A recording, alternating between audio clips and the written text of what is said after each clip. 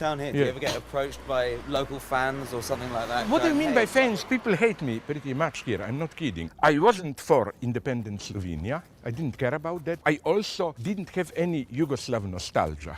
Many leftists have it, and they consider me a traitor there. My nostalgia is for the old times 40 years ago, when I was young. You know, even phones were not used so much. This was nice because once a day, in the morning, post arrived, and that was it. that was all communication. Yeah, then you know you are free for 24 hours. I noticed you've got Joe Stalin on your This is just so that I don't mean you personally, idiots when they enter the flat ask me why do you have them. It's strictly for this. It's just to annoy people. It's absolutely just to annoy people.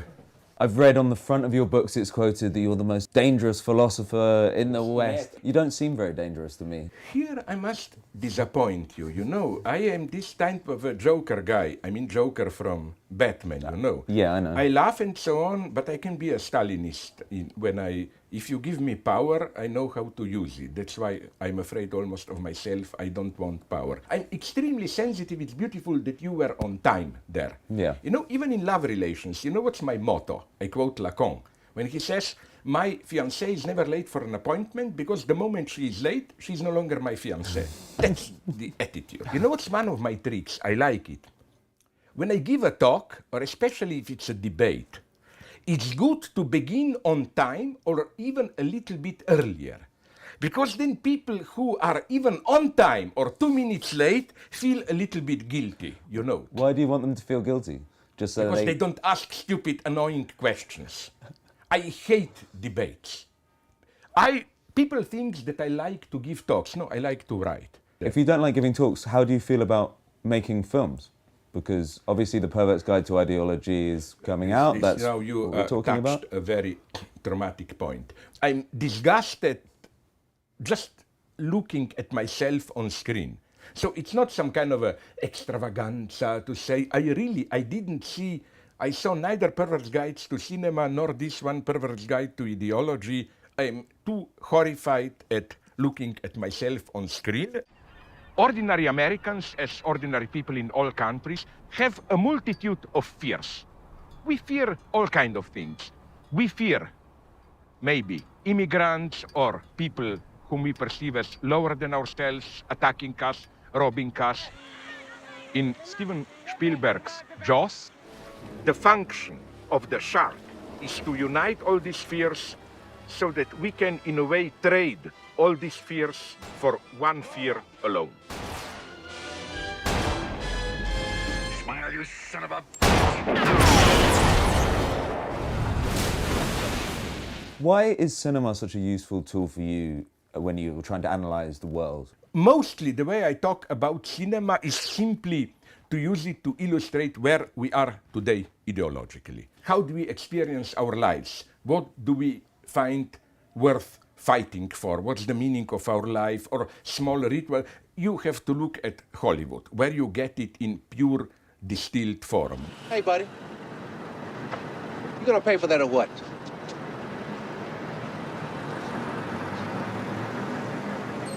Look, buddy, I don't want no hassle today. Either pay for it or put it back. Your film starts with a clip from They Live, the John Carpenter movie, which is a great movie. If we were able to put on those glasses, what do you think would happen? If everyone in the world suddenly put on the They Live glasses, what would the next day be like? It would be the end of ideology, I mean. I claim that... okay, I will give you one example. A typical boss no longer wants to be a boss, you know. Mm-hmm. Imagine this postmodern companies like some digital programming company, creative agency. A boss comes in jeans, embraces you with all vulgarities. Did you have a good fuck last night, whatever. But fuck you, then he remains a boss. He nonetheless gives orders. But the social game is you have to pretend that we are friends and so on. In these relations, the first step to liberation is to force him to really behave like a boss. To tell him, no, fuck you. no comradeship. Treat me as a boss, give me explicitly orders and so on. Sorry, seriously, can I give you some fucking fruit juice or I'd Coke? love some fucking fruit juice, Yeah. please. Coke, iced tea. So here it's included the cancer you get because it's 0, which means instead of sugar you get all those sweeteners. Some films that you seem to be pretty interested in, although very critical of, are the Christopher Nolan Batman films. This is how crazy Batman's made Gotham. You want order in Gotham. Batman must take off his mask and turn himself in. Oh, and every day he doesn't, people will die. Starting tonight. I think he's a great director. You don't think Christopher Nolan has a conservative agenda? He's a liberal. He's a liberal who is afraid of too much commotion, too much, too violent. But he says this. The one with Heath Ledger, Joker, it's really a Bush-era film because at the end you have reasserting the necessity of a lie. No, like Batman has to take guilt upon himself. Yeah. Blah, blah, blah. And it's interesting how... So it's the idea of feeding a myth to... Yeah, basically the message is our societies can only survive through a benevolent lie or whatever. There's a point where you're talking about Taxi Driver. Yeah. And it seems... that was a problematic point, incidentally, in the sense that... State secret. I don't like Scorsese. I didn't like the movie. No, You've got 2 Scorsese films in the movie. Which is the other one? Last Temptation of Christ.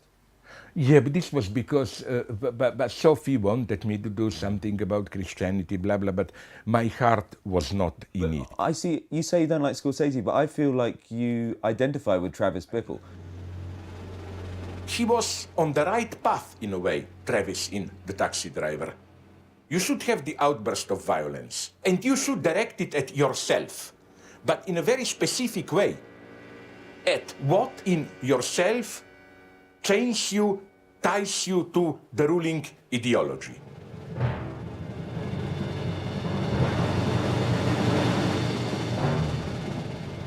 Within the film, you seem to use his suicide as an example of what people should be doing, and people should be violently ripping themselves apart from the ideologies. Yeah, but you have more intelligent ways to do it. Like my favorite example here from Fight Club. You know when he confronts his boss and then starts to beat himself. This is a much more painful, shocking scene than if he were to attack directly the boss. This is a better example, I think. If you want to do critique of ideology, if you want really to get free, first you have to beat yourself. I am Jack's smirking revenge. Oh!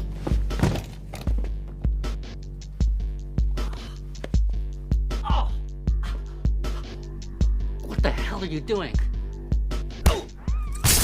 Ideology is not only the world we live in, but especially the wrong ways we imagine how to escape.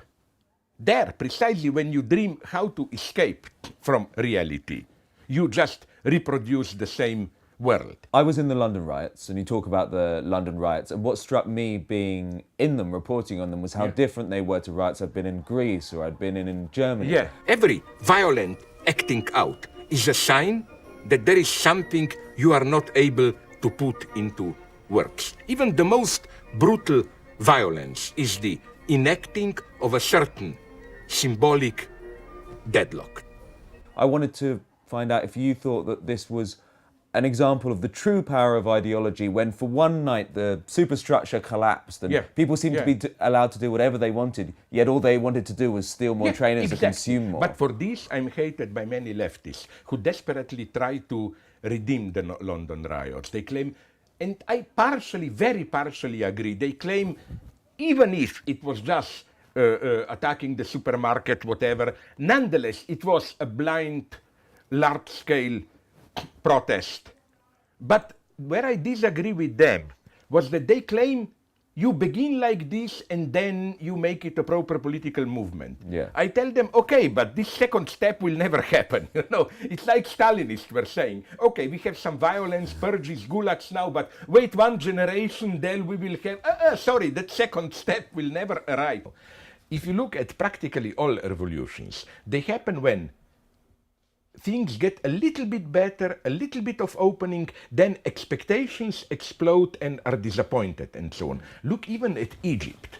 I'm sorry to tell you, this is horrible to say, but you know that under Mubarak, Egyptians probably lived relatively well on average. There was a new middle class and so on and so on. And they... Yeah, it was the middle class that rose up to overthrow Mubarak. Yeah, and there we also saw in a tragic way the limitation, because the middle class, there was no more broad popular left for them to get connected to. I think some people with Egypt seem to assume that because of this kind of revolving situation of coups, all of the revolutions have been rendered pointless. I wonder if you think that it's kind of the seeds of something more revolutionary have been set within in the long society. term, yes, because you know, I'm not a total pessimist there. It's not simply that we are back at Mubarak's time. Something did happen. To put it in pathetic terms, civil society awakened. You have a whole network of trade unions, women organized, intellectuals. Society, social secular life, neither corrupted army-industrial complex nor Muslim Brotherhood awakened. And this is something. You know, I always quote today Walter Benjamin, who said that behind every fascism there is a failed revolution. We should never forget that so-called Muslim fundamentalists are an ersatz for the failed left. The key event in Arab countries of the last decades is the disappearance of secular left. Take Afghanistan. Yeah. Afghanistan was not a conservative fundamentalist country. I remember 40 years ago, it was a progressive monarchy with a pro-Western king. Then they had a local communist party which was so strong that it even took over. And then, you know, Russia intervened, Americans supported fundamental Muslim. That is to say, 40 years ago, Afghanistan was a relatively open, technocratic, secular country. It is through its very involvement into international politics that it became fundamentalist. And even Islamic fundamentalism has its roots in kind of Sai Qutb and his kind of Marxist view of Islam. Yeah, and I think so. I think that this is the big task today. How to get out of this vicious cycle of pro-Western liberalism and fundamentalism. They are really feeding upon each other, I think. What do you think is going to happen with Syria? Because there doesn't seem to be... I was so attacked for saying, when I wrote, they published it in a Guardian only on the net, that it's a pseudo-conflict. What do you mean by it being a Yeah, I know that pseudo-conflict, but people are dying. How can you be so cynical? No, by pseudo-conflict, I mean, of course, it's a tragedy. People are dying and so on. It's simply ethnic religious conflict. No big emancipatory stakes are involved now. I am totally against Assad. I believe in incredible brutality they are doing, but with this poisonous gases, okay, what makes me furious, hear it now, media start to tell this story, oh my God, they are poisoning their own population, where Saddam was doing this against Iranians at Kurds, United States were giving him satellite photos, we all know, and providing him even gases. I don't like to be manipulated and shown by the media, you see, it's horrible what happens there. Yeah, it's horrible, but my God, every revolution is not only, if it is an authentic revolution, is not only directed towards the future, but it redeems also the past failed revolutions. All the ghosts, as if were the living dead of the past revolution, which are roaming around unsatisfied, will finally find their home in the new freedom. I know what will you do then to me. Then I have to sign some paper, which basically means hardcore. You can use me. You can put my head on a guy fucking 3 women, and I cannot complain. I cannot. You wouldn't complain if we did. I don't care. That's true. I don't care. That's true. Yes.